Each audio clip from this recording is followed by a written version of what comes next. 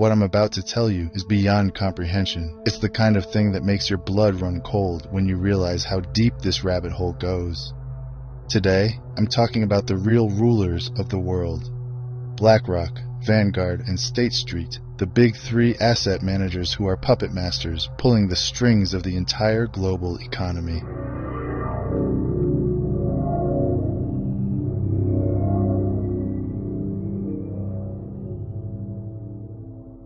Welcome to the shadow economy. BlackRock controls $10.6 trillion in assets.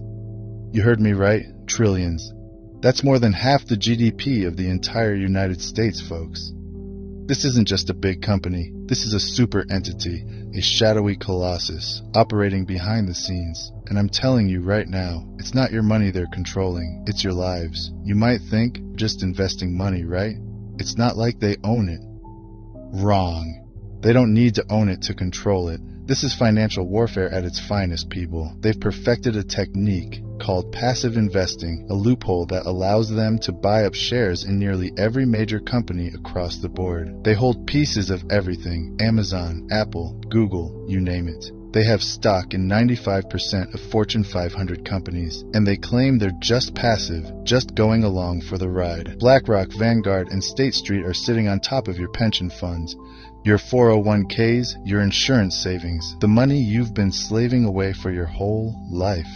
They're holding it, they're using it, and you get zero say in what they do with it.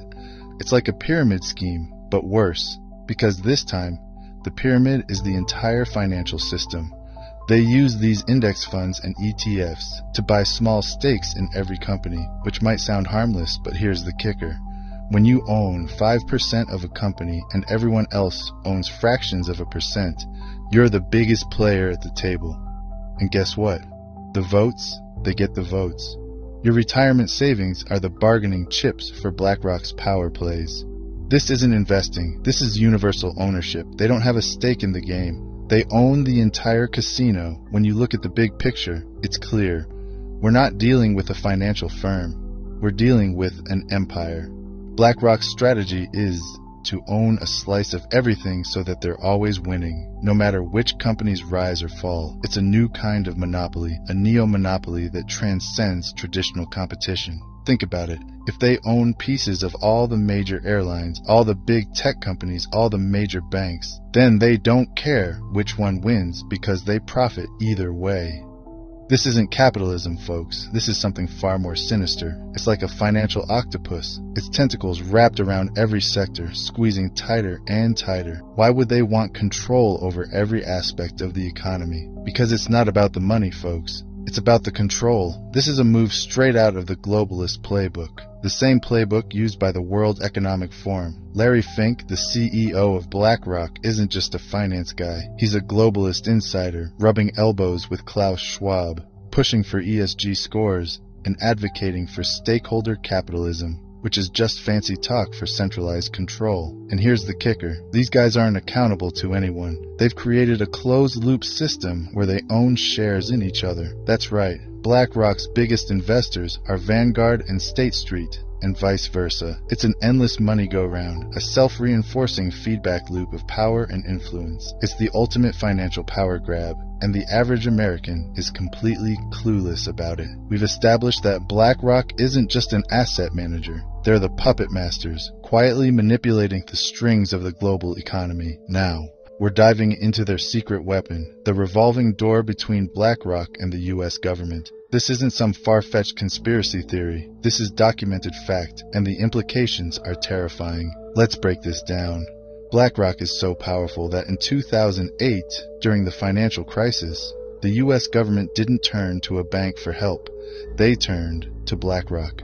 They were brought in to help manage the bailout of Bear Stearns and AIG. That's right. Instead of being regulated like the mega banks they overshadow, they were invited to play the role of savior. And do you know what happens when you become the go-to fixer for financial disasters? You get access, folks. You get influence, Larry Fink, the head honcho of BlackRock, didn't just stop at helping with the bailout. He started planting his people in high-level positions across the government. There's a revolving door spinning at warp speed between BlackRock, the Treasury Department, the Federal Reserve, and even the White House.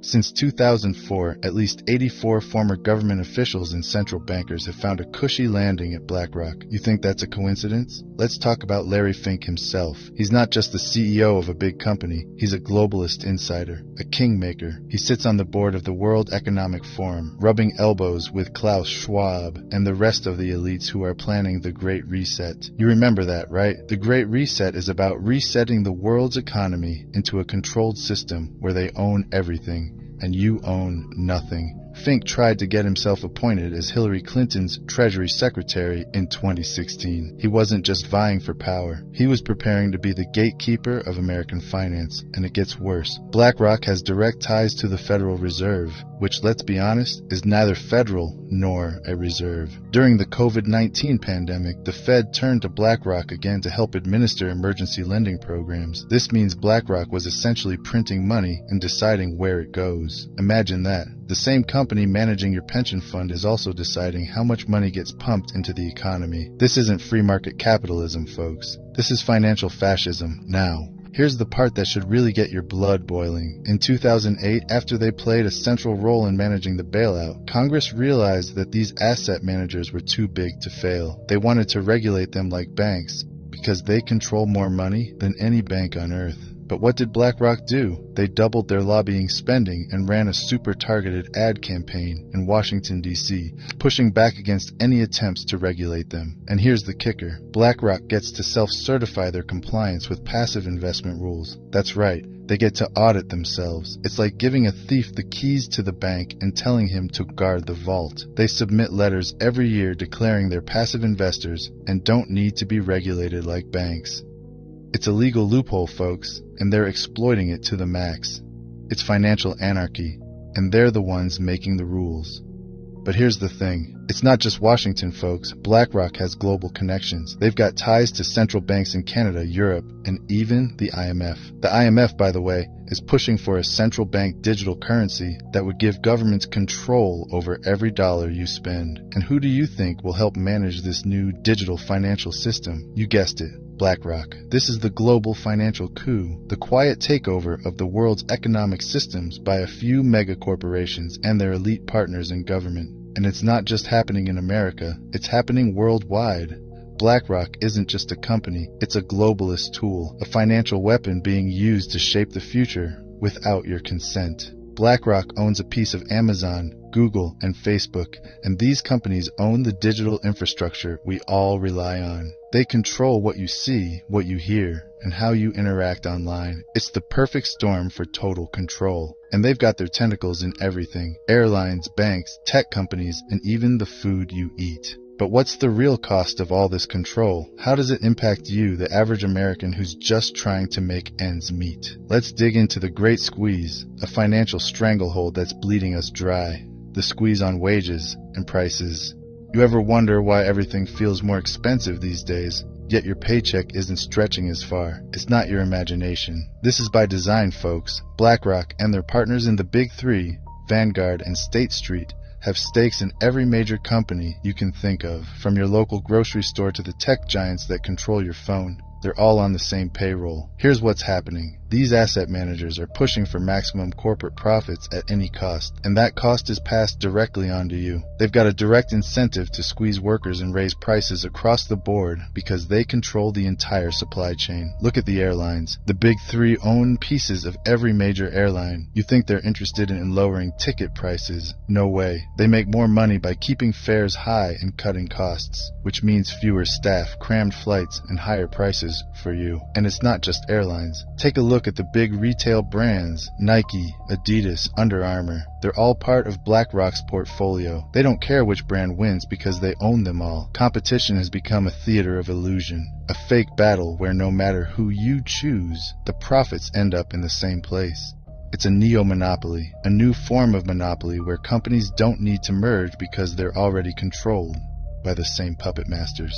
Back in the day, owning shares meant having a voice. You could vote on corporate decisions, hold executives accountable, and actually have a say in the direction of a company. That's been erased, folks. Today, BlackRock and the other asset managers have consolidated that power. Your 401k, your pension fund, it's all just fuel for their voting power. And what do they vote for? More executive bonuses, more stock buybacks, and less money going into the pockets of hardworking Americans. Let's talk about stock buybacks for a second. This is where companies use their profits to buy back their own shares instead of reinvesting in the business or raising wages. It's a way to artificially inflate stock prices, making the rich even richer while regular employees get left in the dust.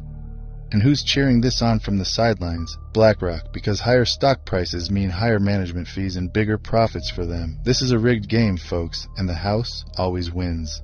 Here's where it gets even darker. Universal ownership isn't just about holding shares in every company. It's about creating a network of control that eliminates real competition. BlackRock's strategy isn't to bet on the winning horse, it's to own the entire racetrack. They hold major stakes in all the big players in every sector: tech, retail, banking, airlines, energy. It's a web of influence so extensive that it's nearly impossible for any outsider to compete. Think about this. If BlackRock owns significant shares in both Nike and Adidas, why would they want these companies to engage in a price war? They wouldn't. It's better for their bottom line if the companies keep prices high and split the market. This is why everything from sneakers to cereal costs more today. It's not inflation, it's price fixing at the highest levels, disguised as, quote, market trends. And now we get to the end game, folks. This isn't just about profits. This is about control, plain and simple. BlackRock isn't just managing money. They're shaping policy, influence over the Federal Reserve, the IMF, and the World Economic Forum. Puts them in the driver's seat of the global financial system. They're pushing for things like central bank digital currencies, CBDCs,